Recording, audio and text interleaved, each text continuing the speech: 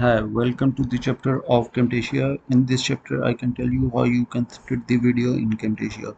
For this, the best method is you can go to here and then right click over here and then select select the video and then go to this timeline and then right click here and then click split selected.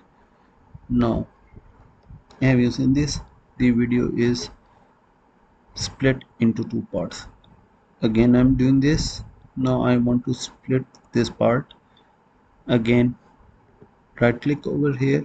First I select the video, then right click over here and then select split it.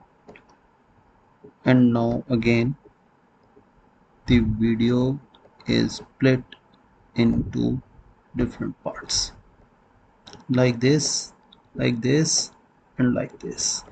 In this way, you can split any single video in Camtasia according to your choice. Thanks for watching this video. Other things will be in the next video. Kindly subscribe to this channel for more videos like this.